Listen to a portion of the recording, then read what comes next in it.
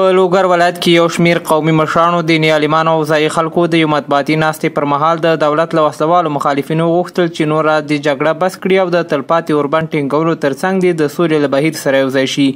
لوګریانو د یو پریکړه لیک په لوستلو سره د دولت له وسلوالو مخالفینو څخه غوښتل چې خپلې وسلې د په ځمکه کېږدي او د اوربند په کولو سره د زر تر زره بین الافغاني خبرې اترې پیل کړي.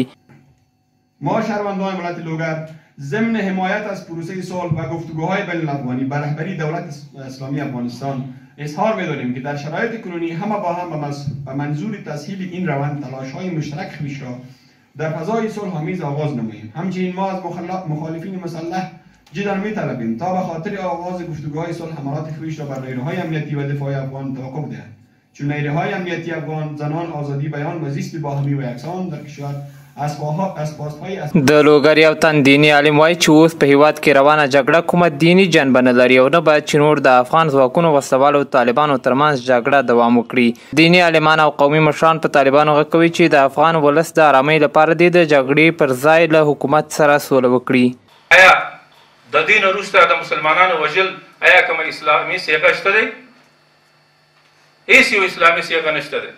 د هر افغان وژل دا حرام قطعي دی او هیڅ کوم یو اسلامي صیغه نه لري، ځکه چې د مسلمان قتل الله حرام کړی دی او کله چې یو څوک حرام ته حلال وي هغه په خپله په دې کار باندې کافر کیږي. الحمدلله که زما حکومت دی مسلمانان دي، ته مسلمان یې، زما عام خلک مسلمانان دي، نو آیا زما د وجلو فیصله چا وکړه؟ زما د وجلو دغه فتوا چا ورکړه؟ برای تو طالب صدا میکنم که بلیاز خدا به خاطر از این ملت، به خاطر از این مردم که 40 سال به آتش جنگ میسوزه هیچ چیزی ما نمیخوایم، هیچ چیز ما ملت نمیخوایم، اما این جنگ بس کن.